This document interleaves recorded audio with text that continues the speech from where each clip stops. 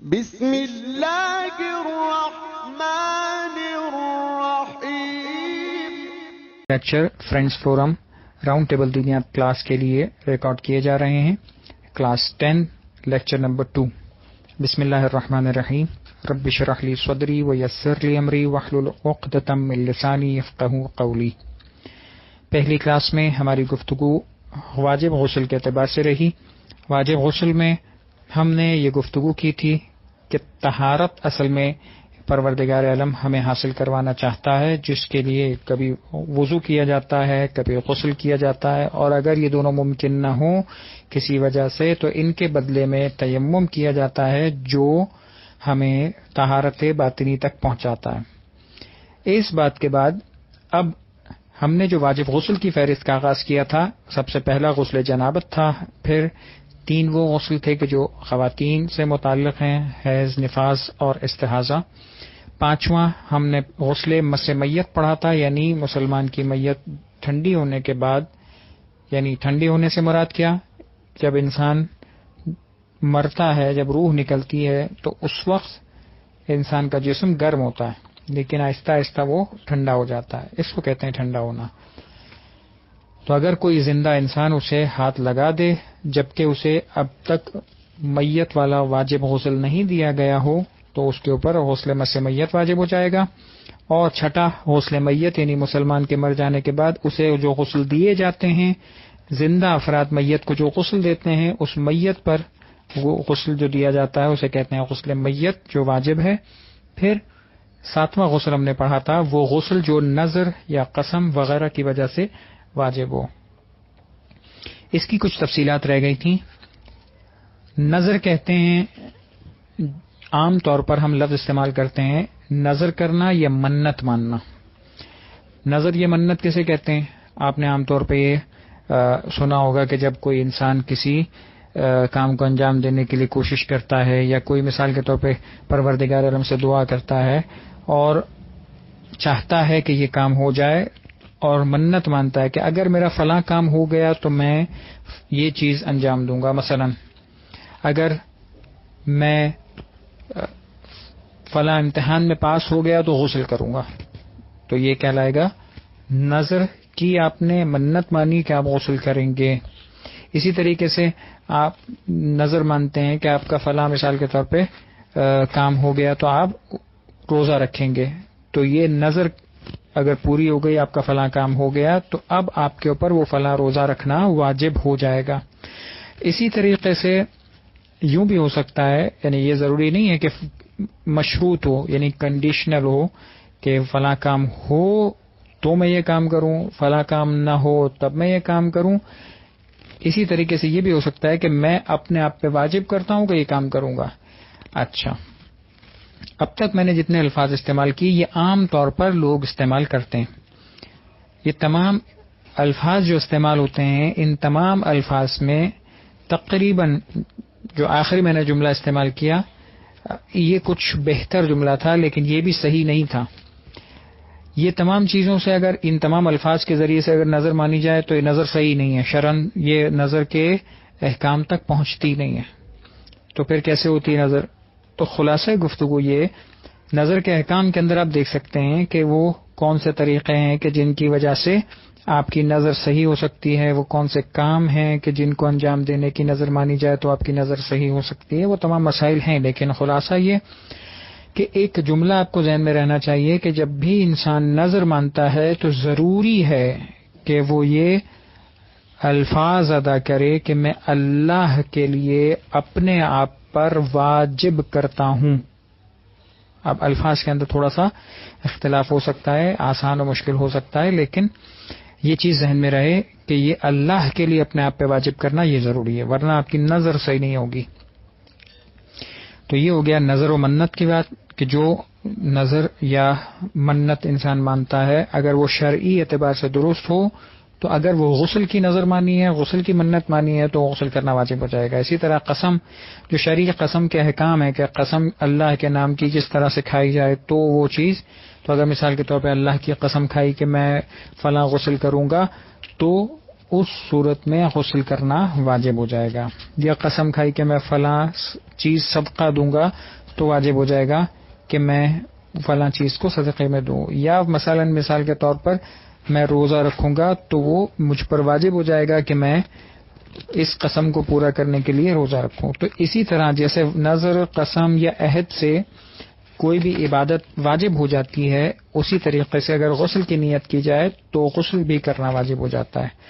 یہ ہو گیا واجب غسلوں کی فہرست کا 7واں غسل.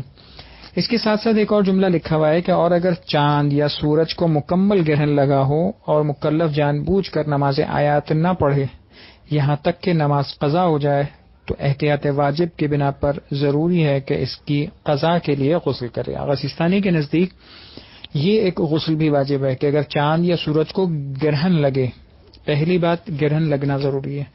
اچھا، صرف گرہن لگنا نہیں بلکہ مکمل گرہن لگے، 100% گرہن لگے. اگر چاند کو مکمل گرہن لگا تب یہ مسئلہ آئے گا، سورج کو مکمل گرہن لگا تب مسئلہ آئے گا. اگر یہ جزوی گرہن ہوئے تو یہ مسئلہ نہیں آئے گا. دوسری بات، اگر مکلف جان بوجھ کر، اچھا مکلف کا معنی آپ کے ذہن میں کلیئر ہونا چاہیے، ہر انسان جو عاقل ہو، بالغ ہو اور شرعی احکام جس پر لاگو ہوتے ہیں اس کو کہتے ہیں مکلف. بس مکلف جان بوجھ کر نماز آیات نہ پڑھے، سورج کو گہن لگا، پورا گہن تھا اور نماز آیات کا پتہ تھا پھر بھی نہیں پڑھی، یہاں تک کہ نماز قضا ہو جائے تو احتیاط واجب کی بنا پر ضروری ہے کہ اس کی قضا کے لیے غسل کرے. یہاں پر پریکٹیکلی ایک بات کی وضاحت اور کر دوں تاکہ آگے کے مسائل کے لیے بھی آسان ہو. یہ لفظ جو احتیاط واجب کا استعمال ہوا ہے یہ فتویٰ کے ساتھ استعمال ہوتا ہے. یعنی فتویٰ جب بھی مجتہد دیتا ہے اگر بغیر کسی ایسے الفاظ کے ساتھ ہو تو فتویٰ کہلائے گا، اور اگر فتویٰ نہ دے اور احتیاط لگائے جس پر عمل کرنا ضروری ہوتا ہے جیسے کہ یہاں پر فرمایا تو اس کو کہتے ہیں احتیاط واجب. یعنی جس میں فتویٰ نہیں ہے، یعنی ایسا نہیں کہا کہ نماز قضا ہو جائے تو ضروری ہے کہ قضا کے لیے غسل کرے، یہ نہیں کہا، بلکہ احتیاط واجب کی بنا پر ضروری ہے کہ غسل کرے. یہ احتیاط واجب کا مطلب یہ. اچھا پریکٹیکلی کیا ہوگا فرق؟ عملی اعتبار سے دیکھا جائے، اگر اس پر عمل کرنے کے اعتبار سے دیکھیں کہ اگر ہم اسی پر عمل کریں گے تو پریکٹیکلی کوئی فرق نہیں ہے. چاہے یہاں پہ لکھا ہو کہ آپ کے قضا کے لیے غسل کرنا واجب ہے تب بھی آپ کو غسل ہی کرنا ہے، احتیاط واجب کی بنا پر غسل کرنا واجب ہے تب بھی آپ کو غسل ہی کرنا ہے. تو پریکٹیکلی اگر عمل کرنے کی جیسے دیکھا جائے تو اس میں کوئی فرق نہیں ہے. ہاں، ایک چوائس کے اعتبار سے دیکھا جائے تو ایک فرق آتا ہے. وہ کیا؟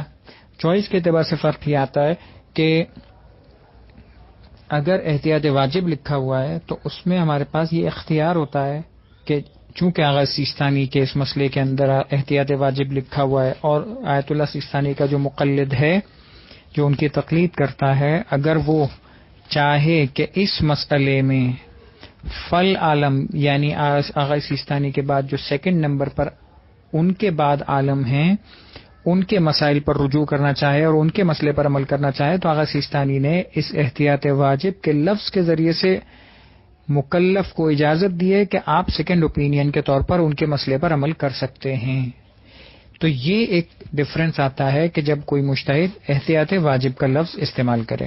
اگر کہیں نہیں استعمال ہوا تب تو آپ کو یہی مسئلے پر عمل کرنا ہے. اگر استعمال ہوا ہے جیسے کہ اس مقام پر تو پھر پریکٹیکلی ہمارے پاس اگر اسی پر عمل کرنا ہے تو غسل کی نیت میں کوئی فرق نہیں ہے، لیکن اگر اس پر عمل نہیں کرنا، فل عالم کی طرف جانا ہے تو یہ ہمارے پاس چوائس ہے کہ فل عالم کی طرف آپ رجوع کر سکتے ہیں. اور اگر وہ فل عالم اس مسئلے میں جو بھی کہتے ہیں، اگر وہ کہتے ہیں غسل کریں تو سیم ہو گیا، اگر وہ کہتے ہیں غسل کرنا ضروری نہیں ہے تو آپ کے پاس یہ چوائس ہے کہ آپ چاہیں تو غسل نہ کریں اور فل عالم کے مسئلے پر عمل کر لیں.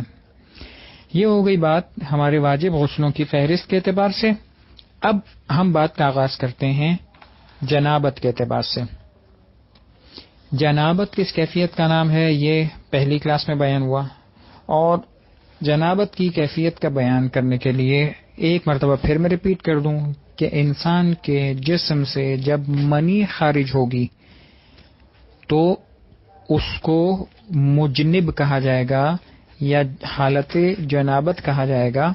ہاں اب فرق اس سے نہیں پڑتا کہ وہ نیند کی حالت میں خارج ہو یا جاگتے میں خارج ہو. چاہے کسی بھی حالت میں انسان کے جسم سے منی خارج ہوئی وہ مجنب ہو گیا. اب اس میں یہ نہیں ہے کہ سوئے ہوئے تھے تو نیند میں اگر منی خارج ہو گئی تو مسئلہ الگ ہو جائے گا. نہیں، مسئلہ وہی سیم. یا ہم جاگتے میں منی خارج ہو تو مسئلہ الگ ہو جائے گا. نہیں، دونوں میں مسئلہ سیم ہے. اسی طرح اختیار سے ہو یا بے اختیار، اختیار سے یعنی جان بوجھ کے انسان نے منی خارج کی، یا اسے اختیار حاصل تھا اور منی اس کی خارج ہو رہی تھی، یا دوسری بات ہے کہ اختیار نہیں تھا اور خود بخود خارج ہو گئی بے اختیاری کیفیت میں. چاہے اختیار ہو یا نہ ہو، یہاں پر ہم ان تمام چیزوں کی بحث نہیں کریں گے. یہ تمام چیزیں برابر ہیں، اختیار ہو نہ ہو، سوتے میں ہو، جاگتے میں ہو، کچھ بھی ہو. جنابت کی کیفیت کے اعتبار سے ان تمام چیزوں میں کوئی فرق نہیں ہے. کسی بھی اعتبار سے انسان کے جسم سے اس رطوبت کا خارج ہونا انسان کو مجنب بنا دے گا. اچھا، مجنب بنا دے گا کا مطلب یہ کہ وہ شخص مجنب کہلائے گا اور حالت جنابت کے احکامات اس پر لاگو ہو جائیں گے. حالت جنابت کے احکامات لاگو ہو جائیں گے کا مطلب کیا؟ ابھی ہم سارے تفصیلات پڑھیں گے کہ حالت جنابت میں کیا کیا ڈفرنس ہماری نارمل زندگی میں پیدا ہوتے ہیں. یعنی کچھ چیزیں ایسی ہوں گی کہ جن کی وجہ سے ہمیں بعض چیزوں کی اجازت نہیں ملے گی. مثلا جیسے اگر کوئی انسان مجنب ہے تو حالت جنابت میں وہ اللہ کے نام کو ہاتھ نہیں لگا سکتا، وہ نماز نہیں پڑھ سکتا، وہ مثال کے طور پہ وہ واجب روزہ جان بوجھ کر اس طرح سے سٹارٹ نہیں کر سکتا. تو اس کی تفصیلی احکامات مسائل آئیں گے، لیکن یہ تمام چیزیں ہمارے ذہن میں رہنی چاہیے. تو حالت جنابت کا حکم ذہن میں رہے کہ حالت جنابت اس کو کہتے ہیں. تو کوئی بہانہ ہمارے پاس نہیں ہے کہ اگر یہ منی خارج ہوئی تو مجنب تو ہو گیا. اب مجنب ہو گیا تو اب حالت جنابت کے احکامات شروع ہو جائیں گے. اب اس کی کیا تفصیلات ہیں؟ حالت جنابت میں کون سی چیزیں جو ہم پر حرام ہو جاتی ہیں، کون سی چیزیں ہیں کہ جو حالت جنابت میں ہم پر مکروہ ہو جاتی ہیں. تو یہ کیفیتیں اور یہ مکروہات اور واجب محرمات ابھی ہم پڑھیں گے تفصیل کے ساتھ. لیکن پہلے بنیادی طور پر دو مسائل کی طرف آگاہی. ایک مسئلہ نمبر 345 کا ایک حصہ پڑھیں گے اور اس حصے کو پڑھنے کے بعد پھر ایک مسئلہ نمبر 347 پڑھیں گے. یہ دو چیزیں ہیں کہ جو ہم اس جنابت کے احکام میں سے پڑھیں گے اور اس کے بعد مجنب پر حرام چیزوں کی طرف ہم شروع کریں گے ان مسائل کو. 345 کے اندر جو مسئلہ بیان ہوا ہے کہ اگر کسی شخص کے بدن سے کوئی رطوبت خارج ہو اور وہ یہ نہ جانتا ہو کہ منی ہے یا پیشاب ہے، یعنی اگر پتا ہے کہ انسان کے جسم سے کیا خارج ہوا تب تو وہی حکم ہے. مثلا انسان پیشاب کرنے کے پیشاب خارج ہوا، پتا ہے پیشاب ہے تو پیشاب کے احکام جاری ہوں گے. پیشاب کے احکام جاری ہوں گے مطلب کیا؟ اس کا مطلب یہ ہے کہ اگر وضو کیا تھا تو اب وضو باطل ہو گیا ہے. پیشاب خارج ہونے کا مطلب کیا؟ کہ اگر پیشاب کسی مقام پر لگ گیا ہے کہ جسم پر یا لباس پر تو وہ جگہ نجس ہو گئی. تو یہ پیشاب کے اعتبار سے احکامات ہیں کہ جو ہم پر لاگو ہوتے ہیں. لیکن اگر انسان کے جسم سے منی خارج ہوئی ہے تب بھی یہی ہے کہ منی خارج ہونے سے اگر پہلے وضو کیا ہوا تھا وضو باطل ہو گیا. منی خارج ہونے کی وجہ سے اس کے اوپر حالت جنابت شروع ہو گئی، اس کے اوپر غسل جنابت واجب ہو گیا. یہ تمام چیزیں احکامات کی صورت میں آئیں گی. وہ جو حرام ہے وہ حرام ہو جائے گا، وہ جو مکروہ ہے مکروہ ہو جائے گا، وہ تمام چیزیں. لیکن اس کے ساتھ ساتھ بعض جگہوں پر ایسا ہوتا ہے کہ جہاں پر انسان کو یہ نہیں پتا ہوتا یا نہیں سمجھ میں آتا یا شک ہو جاتا ہے کہ ابھی جو میرے جسم سے خارج ہونے والی رطوبت ہے وہ منی نکلی ہے یا پیشاب نکلا ہے یا کوئی اور رطوبت نکلی ہے. کوئی اور رطوبت بھی ہو سکتی ہے. اس کی تفصیلات انشاءاللہ نیکسٹ کلاس میں بیان کی جائیں گی کہ وہ کون سی رطوبتیں ہو سکتی ہیں کہ جو ہمارے جسم سے مقام پیشاب سے خارج ہوتی ہیں اور ان کے خارج ہونے کی وجہ سے کیا اثرات آتے ہیں. تو اگر بالفرض نہیں پتا، نہیں جانتا کہ منی ہے، پیشاب ہے یا کوئی اور چیز ہے تو اس کے اندر تین چیزیں بیان ہوئی. اگر وہ چیز وہ رطوبت شہوت کے ساتھ، شہوت معلوم ہے کہ انسان کی لذت کی کیفیت کا نام ہے، اور اچھل کر یعنی نارمل طریقے سے نہیں، اچھل کر برآمد ہو، تیسری چیز اس کے نکلنے کے بعد بدن سست ہو گیا ہو، یعنی کمزوری فیل ہو۔ ان تمام چیزوں کی موجودگی میں اگر یہ تین کیفیتیں نظر آتی ہیں تو وہ رطوبت کہلائے گی منی۔ لیکن اگر ان تین علامات میں سے ساری ہی ساری یا کچھ موجود نہیں ہیں تو وہ رطوبت منی کے حکم میں نہیں آئے گی۔ یہ عام طور پہ مسئلہ ہے صحت مند انسان کا کہ جو عام طور پر اگر کسی کے شک میں آ جاتا ہے کہ جس کی وجہ سے ہمیں شک ہو جائے کہ یہ رطوبت جو جسم سے خارج ہوئی ہے یہ منی ہے یا نہیں، تو اس صورت میں اگر یہ تین شرائط، یہ تین کیفیتیں موجود ہیں تو منی کہلائے گی، اور اگر ان تین کیفیتوں اور علامتوں میں سے ایک بھی کم ہے یا تو ساری نہیں ہے تو بالکل کلیئر ہے کہ نہیں ہے، اگر ایک بھی نہیں ہے تب بھی وہ منی کے حکم میں نہیں آئیں گی۔ اللهم صل على محمد